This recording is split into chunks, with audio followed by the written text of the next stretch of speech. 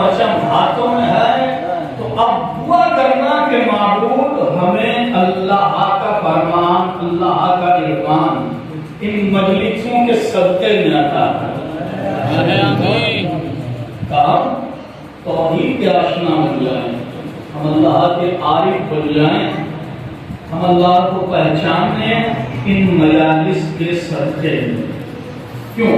کیونکہ حسین ابن علی نے کربلا کے میدان میں توحید ہی کو پہچانایا ہے، توحید ہی کو پہچانایا ہے، ورنہ کائنات میں کس میں یہ ہمت اور حوصلہ ہے کہ وہ توحید کی قیمت اور اس کا وزن بتائے۔ یہ امام علیہ السلام مینا کے میدان میں جو دعا آپ نے پڑھی ہے، امام نے اس دعا میں یہ فکرہ ارشاد فرمایا کہ دیکھو توحید کی قیمت زندگی میں کیا ہوتی ہے۔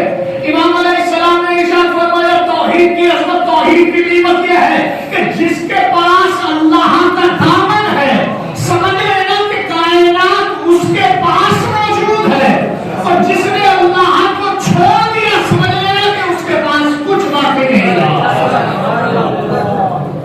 زمانے کی نگاہوں میں نگاہ ڈالنے کے بعد امام علیہ السلام کے ارشاد فرما رہے ہیں ماذا وجد من فقدک وما الذی فقد من وجدک۔ اے معبود جس نے تجھے پا لیا اس نے کھویا کیا، جس نے تجھے پا لیا اس نے کھویا کیا، اور جس نے تجھے کھو دیا اس نے پایا کیا۔ یہ پیغام ہے حسین ابن علی کا، یہیں سے تو کربلا کی دنیا تک جائے گی ہے، اور اس زمانے کو امام یہ بتانا چاہ رہے ہیں کہ دیکھو جہاں پر توحید ہے وہیں سارے زمانے ہیں، جہاں توحید نہیں ہے وہاں کچھ نہیں ہے۔ یہی وجہ ہے کہ یزید کے پاس کیا کچھ نہیں تھا، نہ دنیاوی سرمایہ اس کے پاس تھا، نقرئی سکے اس کے پاس تھے، خزانہ اس کے پاس تھا، تخت اس کے پاس تھا، شاہی اس کے پاس تھی، حکمانے والے اس کے پاس تھے، تیر اس کے پاس تھے، تخم اس کے پاس تھے، سپاہی اس کے پاس تھے، وزیر اس کے پاس تھے، ظاہری سرمایہ اس کے پاس تھا، کہ سب کچھ تھا مگر معبود نہیں تھا۔ لہذا زمانے کو بتایا گیا کہ جب وقت نے کلمت لی تو یزید کا آج نشان باقی نہیں ہے۔ یہ توحید کی عظمت ہے کہ کائنات میں کوئی شہر ایسا نہیں جہاں حسین کا امام بنا نہیں ہے۔ سلام کو محمد والا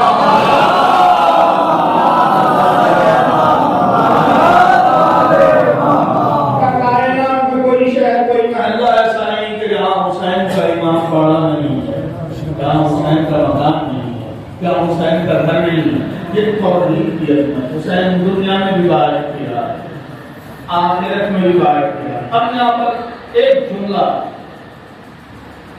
کہ جو بزرگوں نے جو 14 سال سے لگ کر مجھے سن رہے ہیں ان کے لیے تو ہم ضرور نئے چہرے جو نظر آ رہے ہیں ان کے لیے نئی بات ہے۔ دنیا میں بھی بااختیار ہے، آخرت میں بھی بااختیار ہے۔ یہی وجہ ہے کہ دنیاوی اختیار کا اظہار کرنا تھا اور زمانے کو بتانا تھا کہ حسین کا اختیار کتنا عظیم ہے۔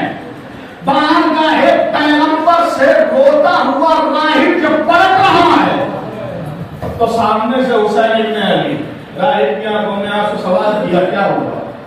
کہ آپ کے نانا کی بزم میں گئے تھے، بارگاہ میں گئے تھے، کیا کرنے گئے تھے؟ اولاد طلب کرنے کے لیے گئے تھے۔ کیا ہوا؟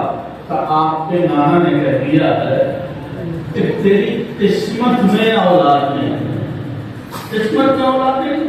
راہب کا ہاتھ تھاما بارگاہ پیغمبر نے، نانا یہ ہماری بارگاہ میں آیا کہ میرے لال اس کے قسمت میں اولاد نہیں ہے، اس کے قسمت میں اولاد نہیں۔ عجیب جملہ حسین ابن علی نے کہا، اب آہستہ سے پڑھا ہوں کہ نانا اگر اس کی قسمت میں اولاد ہوتی تو یہ بار وقت میں بیٹھا بیٹھا بیٹے لے لیتا کہ ہماری دہلیز تک نہ آیا ہوگا، یہ ہم تک آیا ہے تاکہ اس کی روٹھی ہوئی قسمت اس طرح سے اس کا اجڑا ہوا نصیبہ بن جائے، اس کی بگڑی ہوئی تقدیر سمجھ جائے۔ یہ ہماری بارگاہ میں آیا ہے تاکہ اس کا نصیب سمجھ جائے۔ نانا میں نے اس کو ایک بیٹا دیا، نانا میں نے ایک بیٹا دیا میرے لال، اس کی قسمت میں اولاد نہیں ہے، نانا میں نے اس کو 2 بیٹے دیے، کہ اس کے وقت میں اولاد نہیں ہے، نانا میں نے اس کو 3 بیٹے دیے، کہ اس کی تقدیر میں نہیں ہے، نانا میں نے اس کو 4 بیٹے دیے، قضا میں نہیں ہے، کہ نانا میں نے اس کو 5 دیے ہیں، علم الہی نہیں ہے، کہ نانا میں نے اس کو 6 بیٹے دیے ہیں، 7 بیٹے حسین ابن علی نے عطا کیے، اور جب 7ویں حسین ابن علی پہنچے تو اب راہب نے ہاتھوں کو جوڑ لیا، جوڑنے کے بعد کہا اے حسین ابن علی بس آپ کا کرم مولا، اس سے زیادہ میرے دامن میں گنجائش نہیں ہے، مولا اس سے زیادہ میرے دامن میں گنجائش نہیں ہے۔ امام علیہ السلام نے ارشاد فرمایا کہ حسین کے کرم کے سمندر میں کنکر مارنے کے بعد دامن اتنا تنگ لے کر آیا ہے کہ کمزور کو اگر خاموش رہتا اور حسین ایسے ہی عطا کرتا رہتا تو محشر میں آدم کی اولاد الگ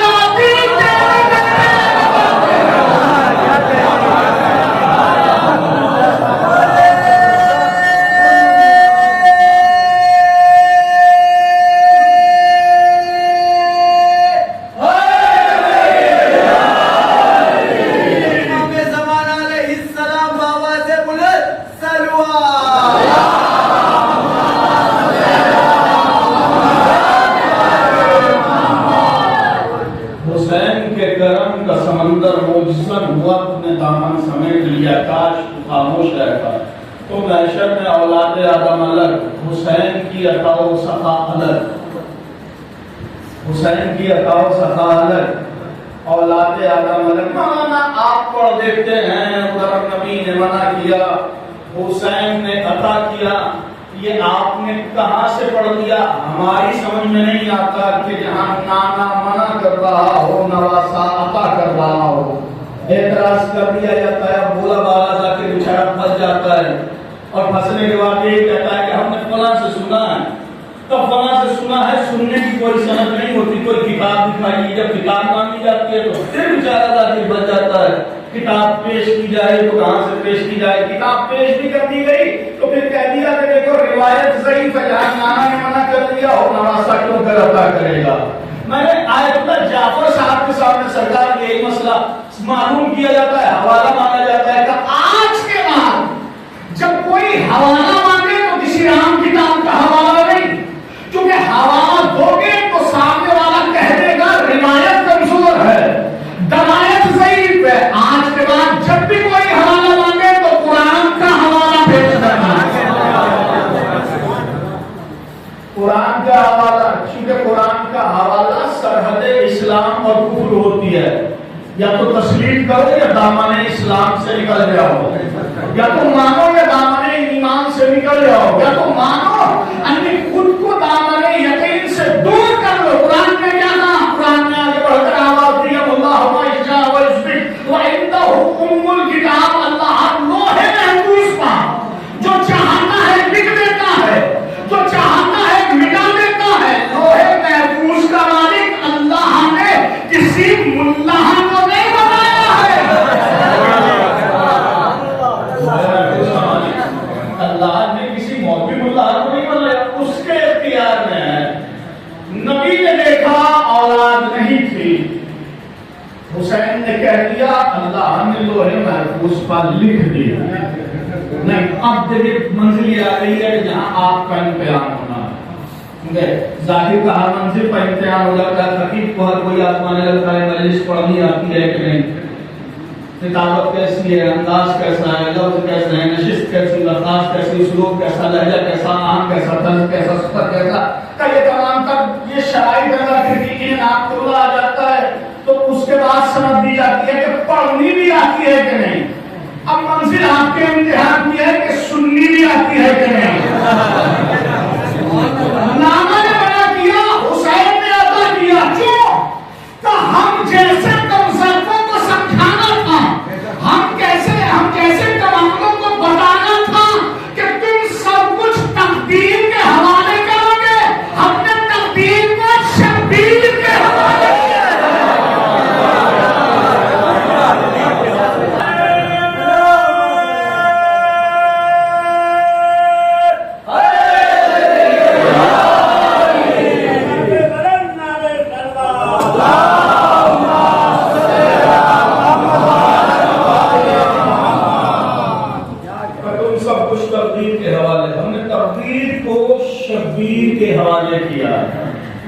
ہم نے تقریر کو شبیر سے حوالے اس کی آواز ہے وہ آئے کرے شبیر یہ عظمتیں دینے کے لیے ہمارا، یہ عزتیں دینے کے لیے ہمارا، یہ رفتیں دینے کے لیے ہمارا، یہ بلندی دینے کے لیے ہمارا.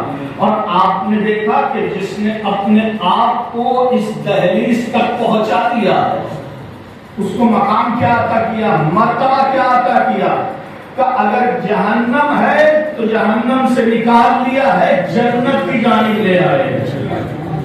نہیں، تاریخ کا وہ کردار میں نے ضمن خطبے میں عرض کیا تھا، تاریخ کا وہ کردار کہ جو خود کو جہنم میں محسوس کر رہا تھا مگر محبت حسین ابن علی کا حضور اس کے دل میں محسوس ہوا، تو اب یہ کہنا ہوا چلا بیٹے اگر تجھے چلنا ہو تو صحیح میں جانا ہوں حسین ابن علی کی طرف، کیوں چکے میں خود کو جنت و جہنم کے درمیان محسوس کر رہا ہوں. میں جا رہا ہوں حسین ابن علی کی خدمت میں جا رہا ہوں بارگاہ اباب اللہ میں گیا، اور یہ جانے کے بعد کہا کہ سرکار میری خطا، میری بگڑی ہوئی تقدیر بن سکتی ہے، میرا اٹھا ہوا نصیبہ مجھ سے راضی ہو سکتا ہے کہ نہیں. حسین نے اٹھایا، گلے سے لگایا، اور میں نے بھی معاف کیا، میرے اللہ نے بھی معاف کیا، اور میں نے بھی معاف کر دیا، میرے اللہ نے بھی معاف کر دیا. کریم ابن کریم گلے سے لگانے کے بعد مولا آپ نے کہہ دیا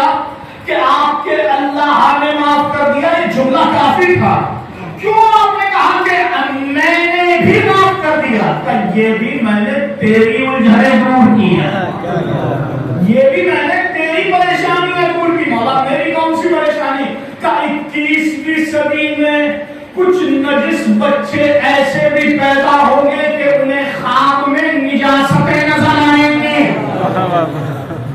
نہیں پہنچے ذہن کہ 21ویں صدی میں کچھ ایسے خبیث طبیعت ملہ پیدا ہوں گے کہ جن کے خواب میں یزید آنے کے بعد یہ کہے گا کہ دیکھو مجھ پر لعنت نہ کی جائے، مجھ پر تبرہ نہ کیا جائے، مجھ پر طعن و تشریح نہ کی جائے، کیونکہ اللہ نے مجھے بخش دیا ہے. ان کے خواب میں یزید آ گیا، پریشان نہ ہونا. کیوں؟ کیونکہ ہر کوئی انسان اپنے بڑوں کو اپنے خواب میں دیکھتا ہے.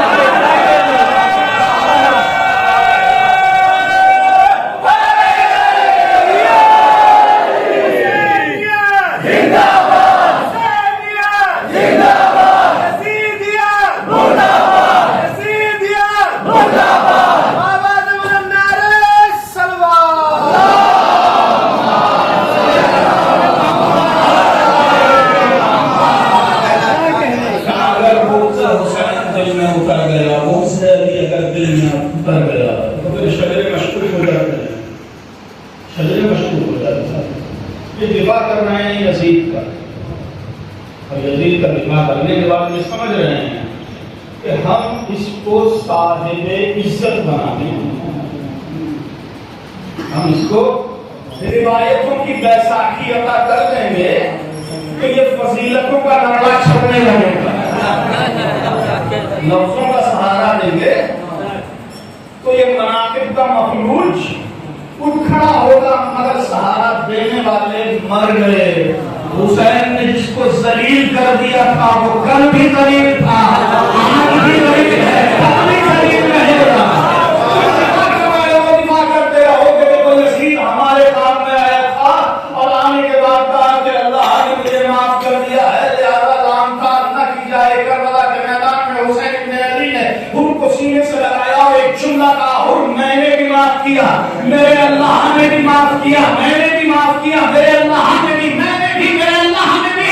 حسین زمانے کو بتانا چاہ رہے ہیں کہ جب تک حسین معاف نہیں کرے گا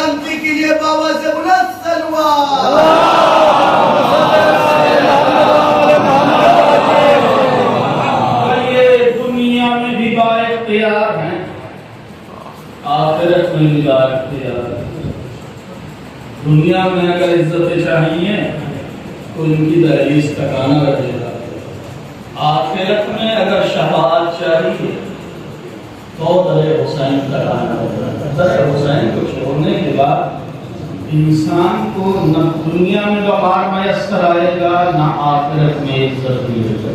دنیا میں بھی ان کا اختیار ہے، آخرت میں بھی ان کا اختیار۔ اب ظاہر ہے منزل و منزل موقع آئیں گے انشاءاللہ اگلی مجالس میں کہ جہاں معصوم کے اختیارات دنیا میں بھی ظاہر ہو رہے ہیں، آخرت میں بھی ظاہر ہو رہے ہیں۔ اور دنیا میں کیا ایک کم بڑا اختیار ہے کہ جہاں کائنات ملنے کے بعد یہ چاہتی ہے کہ کسی طرح سے ان حسین والوں کو پیس دیا جائے، ختم کر دیا جائے، مگر یہ حسین ابن علی کی محبت ہے، یہ کربلا کی طاقت ہے کہ جو تمہیں زندہ رکھے ہوئے۔ یہ تذکرہ ہے حسین، یہ حسین کا مجلس، یہ حسین کا ذکر، یہ حسین کے تذکرے، یہ ہمیں زندہ رکھے ہوئے ہیں، یہ ہم بچائے ہوئے ہیں، ہمیں بقا کر رہے ہیں۔ اور ہم نے دیکھا کہ جو شاہی گھرانوں سے جڑے ہیں وہ کب مر گئے اور ان کا تذکرہ کب ختم ہو گیا اندازہ ہی نہ ہوا۔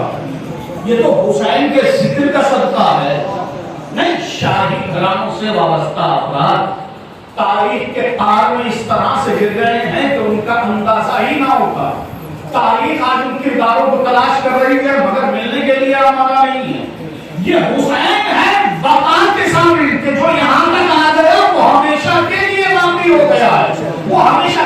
ورنہ تاریخ میں بادشاہوں کے حامیوں کو ہم نے دیکھا، وزیروں کے حامیوں کو ہم نے دیکھا، حکمرانوں کے حامیوں کو ہم نے دیکھا کہ ادھر حکومت ختم ہوئی ادھر کو چمچے ختم ہو گئے۔ سبحان اللہ، ادھر حکومت گئی ادھر وہ ختم ہو گئے۔ نہیں آپ کا ایمان بات الگ ہے۔ تیسرے دور میں کیا کیا گیا کہ جب یہ اس دنیا سے گئے ہیں تو اب پورا ساز و سامان اور میڈیا اس بات پر لگا دیا گیا ہے کہ دیکھو تذکرہ حسین کم کیا جائے، ان کے تذکرے کو بڑھایا جائے، حسین کا غم نہ منایا جائے، ان کا غم منایا جائے، حسین کی مجلس نہ کی جائے، ان کی مجلس کی جائے۔ اگر تمہیں علم چاہیے تو ہم علم بھی دے دیتے، تمہیں زیارت گاہ چاہیے ہم زیارت گاہ دے دیتے، علم اگر چاہیے تو ان کا کرتا جو خون آلود ہے اس کا پرچم بنا دو، زیارت گاہ اگر چاہیے تو نائلہ کی کٹی ہوئی انگلیاں ان کو زیارت گاہ بنا دو۔ اگر نوحہ پڑھنا ہے تو ان کا پڑھیے، مجلس کرنی ہے تو ان کی چیزیں ماتم کرنا ہے تو ان کا کہیے، مسیح اگر کہنا ہے تو ان کا کہیے۔ ان کے نام سے اگر تذکرہ کرو گے تو ہم خزانوں کے دہانے کھول دے رہے ہیں، پیسہ بھی تم کو دیا جائے گا، سرمایہ بھی تم کو دیا جائے گا، ڈالر بھی تم کو دیے جائیں گے، درہم بھی تم کو دیے جائیں گے، دینار بھی تم کو دیے جائیں گے، تمہارے دامن کو بھر دیا جائے گا۔ حسین کی مجلس نہ کرو، ان کا تذکرہ کرو۔ پھر چشم فلک نے اس منظر کو دیکھا، وقت نے کروٹ لی، حسین کا ذکر ختم نہ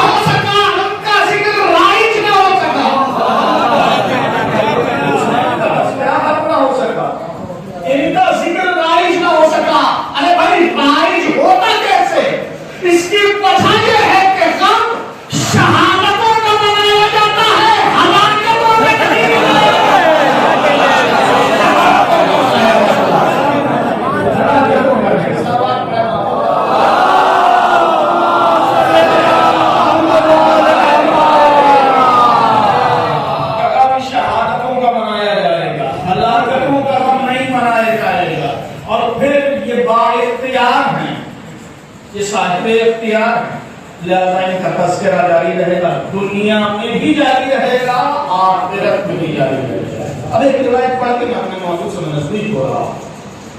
آخرت میں حسین بن علی کا اختیار، تو اگر کسی کو شفاعت چاہیے تو حسین تک آنا رہے گا، کسی کو شفاعت چاہیے تو حسین تک پہنچانا رہے گا اپنے آپ کو۔ یہ وجہ روایت کہتی ہے کہ محشر میں شفاعت چاہنے والوں کی 100 صفیں ہوں گی، 100 صفیں، وہ لوگ کہ جو شفاعت کے طلبگار ہوں گے، 100 صفیں لگی کھڑی ہوں گی سب کہ اب ہمیں شفاعت چاہیے، ہمیں شفاعت چاہیے، ہمیں شفاعت چاہیے۔ امام جعفر صادق علیہ السلام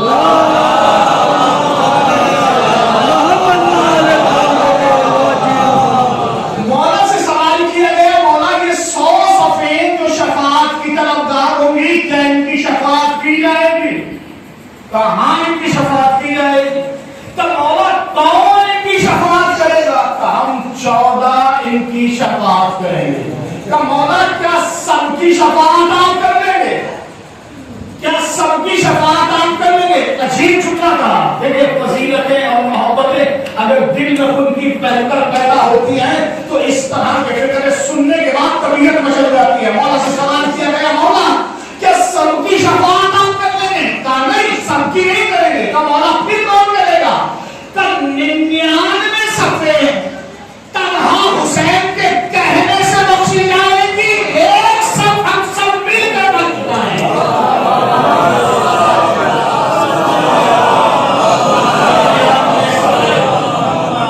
تنہا حسین کے کہنے سے بخشی جائیں گی، ایک صف ہم سب مل کر بخشوائیں گے۔ اور پھر امام شریف میں ارشاد فرماتے ہیں کہ ایک جو ہم سب مل کر بخشوائیں گے اس میں بھی حسین کی سب سے بڑی حصہ داری ہو۔ یہ ہے عظمت سرکار آباد اللہ کہ جن کو ہر مقام اور ہر منزل کا نبی کریم نے زمانے کے سامنے پیش کیا تاکہ زمانہ ان کی عظمتوں کا عارف بن جائے، زمانہ عظمت حسین بن علی کا شناسہ ہو جائے۔ اور مسجد ہو کہ مسجد کے باہر کی منزل، مدینے کی گلیاں ہوں یا گھر، ہر موقع ہر منزل حسین اور خطبہ دے رہے ہیں تو لکھ رہے ہیں ماذا حسین الفارق، پہچانو یہ حسین ملے جدو فی الجنہ، اس کا جد جنتی ہے، وجدتہ فی الجنہ، اس کی جدہ ماجدہ جنتی ہے، وَأُمُّهُ فِي الْجَنَّةِ، اس کی ماں جنتی ہے، وَأَبُوهُ فِي الْجَنَّةِ، اس کا بابا جنتی ہے، وَمُحِبُّهُ فِي الْجَنَّةِ، اس کے چاہنے والے جنتی ہے، وَمُحِبُّ مُحِبِّهِ فِي الْجَنَّةِ، اس کے چاہنے والے کا چاہنے والا جنتی ہے۔ یہ عظمت کے مقام، یہ مرتبہ کسی اور کو نہیں ملا جو حسین بن علی ہو گیا۔ یہی وجہ ہے یہاں پر مجھے اللہ معاذ سندھ کا فقہ یاد آتا ہے، وہ کہتے ہیں کہ نماز کی حالت میں پشت رسالت کا حسین ہوں۔ نبی کریم کو 70 مرتبہ سبحان ربی الاعلی کہا، اور جب مسجد سے کھیل کر بچہ گھر گیا تو اب ماں کی آغوش میں، اور ماں کی آغوش سے اترنے کے بعد ماں کے سامنے گیا، ماں کی نگاہ ہونے کا آئیڈا کی اور کہا ماں آج ہم مسجد میں گئے اور نانا کی پشت پر کھیل رہے تھے، اما نانا حالت سجدہ میں تھے کہ ہم پشت نبوت پر جا کر بیٹھ گئے، اے اما میری وجہ سے نانا نے 70 مرتبہ سبحان ربی الاعلی۔ میرے لال حسین میرا بابا نفیس مزاج ہے، تو ایسا نہ کیا کر میرے بابا کو تکلیف ہوگی۔ عجب نہیں ہے، یہاں پر علامہ حضرت سنجد کا ذکر کہتے ہیں کہ بچے کی آنکھوں میں عجیب چمکتا ہے، ماں کی نگاہوں میں نگاہیں ڈالی کہ اماں آنے دیجیے کربلا، حسین ان کا بدلہ اتار دے گا۔ آپ کے بابا نے میری وجہ سے 70 مرتبہ سبحان ربی الاعلی و بحمدہ کہا ہے، اے نانا، اے اماں بقائے دین کے لیے، نانا کا دین بچانے کے لیے حسین 71 مرتبہ مقتل ہو جائے۔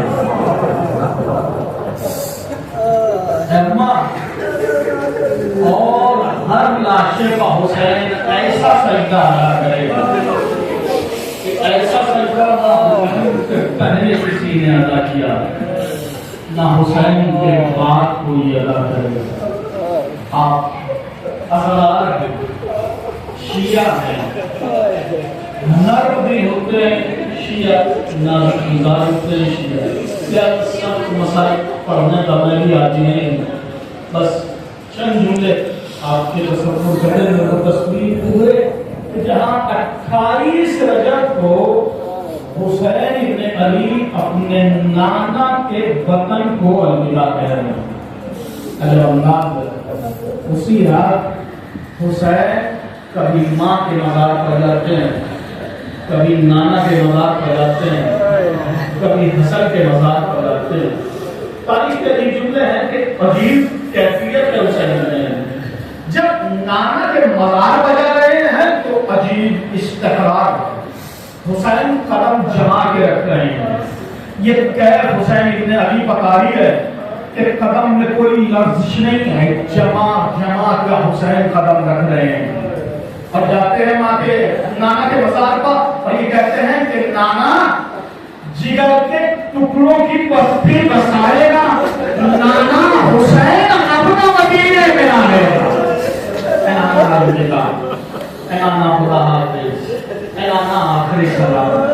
بھیا حسن کی قبر پر گئے تو یہی بتا بھیا اس قبر کا مجاور جا رہا ہے. میرے بھائی آج کے بعد حسین چراغ جلانے کے لیے نہیں آئے. بھائی کی قبر پر گئے تو قدم جما کے رکھ رہے ہیں، نانا کے مزار پر گئے تو قدم جما کے رکھ رہے ہیں. جب میں نے دیکھا کہ جب اماں کی قبر کی جانب چلے تو اب حسین کے قدموں میں لرزش بھی زمین پر ہے تو انہوں کے پر چلتے ہوئے یہ کہنا ہے اللہ حسین آ گیا، اے اللہ حسین آ گیا، اللہ لہو لوہان چمکتے اٹھنے چلو سینوں کے نازوان میں نسلتے ہیں.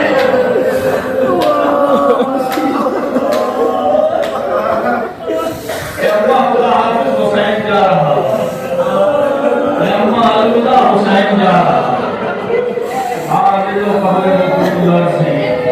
حسین تجھے تنہا نہیں چھوڑوں گے ہر منزل پر تیرے ساتھ. تاریخ کہتی ہے کہ عجیب شب تھی، عجیب رات تھی. بنی ہاشم نے یہ شب بڑے اضطراب میں بڑے پریشانی میں کہ جب بھی کسی بیوی سے سوال کیا گیا کہ بیوی یہ بتاؤ کہ آپ کو حسین لے کر جائیں گے یا نہیں لے کر جائیں گے، کہتی تھی مجھے نہیں پتا حسین لے کر جائیں گے یا نہیں لے کر جائیں گے. ہر بیوی مستقل پریشان ہے، اللہ جانے حسین لے کر جائیں یا نہیں لے کر جائیں، اللہ جانے لے کر جائیں یا نہ لے کر جائیں. کسی نے زینب سے سوال کیا بیوی کہ آپ کو حسین لے کر جائیں گے، تو مجھے اندازہ نہیں میرا بھائی مجھے لے کر جائے گا یا نہیں لے کر جائے گا، مگر آپ بھی اتنا بتائے دیتے ہیں کہ اگر میرا بھائی مجھے چھوڑ کر گیا ایک دروازے سے میرے بھیا کی سواری، دوسرے دروازے سے میرا جنازہ، میں بھائی کے بغیر رہ نہیں سکتی. کسی نے ام لیلا سے سوال کیا بیوی کیا آپ کو حسین لے کر جائیں گے، کہ مجھے اندازہ نہیں میرا اکبر 18 برس کا ہے، شادی کے دن قریب ہے، ہو سکتا ہے حسین چھوڑ کر چلے جائیں. کسی نے روان سے سوال کیا بیوی آپ کو حسین کا میرا بچہ کم سن ہے، سفر کی پریشانیاں ہے، میں نے سنا ہے سفر میں 3 دن تک پانی نہیں ملتا، ہو سکتا ہے کہ حسین مجھے چھوڑ کر چلے جائیں. ہر بیوی مضطرب ہے، ہر بیوی پریشان ہے، اطمینان ہے. تو ایک بیوی کو کسی نے سوال کیا سنا یہ بتا کہ تجھے تیرا بابا لے کر جائے گا، کہاں میرا بابا مجھے ضرور لے کر جائے گا، میرا بابا مجھے نہیں چھوڑ سکتا. بیوی وجہ کیا ہے؟ جب وجہ یہ ہے کہ میرا بابا اکبر کے بغیر نہیں لے سکتا، اکبر کے بغیر میرا بابا اکبر کے بغیر میں اکبر کے بغیر نہیں رہ سکتی، لہذا میرا بابا مجھے چھوڑ کر نہیں جائے گا. آج بھی وہ عبداللہ ابن شیلانی خود کہتا ہے 28 رجب کی صبح نمودار ہوئی، وہ عجیب منظر تھا. میں نے دیکھا کہ حسین کا بیٹھے ہوئے ہیں، محمل آتی ہے، ایک بیوی محمل میں سوار ہوتی ہے، محمل آگے بڑھ جاتی ہے، ایک محمل آئی، ایک بیوی عصا کا سہارا لیے ہوئے گھر سے نکلی، میں نے سوال کیا یہ کون بیوی ہے؟ جواب ملا یہ حسین کی بھاوج ام فروا ہے۔ ایک 13 برس کا بچہ آگے بڑھا، فروا سوار ہو گئی، محمل آگے بڑھ گئی، ایک محمل اور آئی، ایک بیوی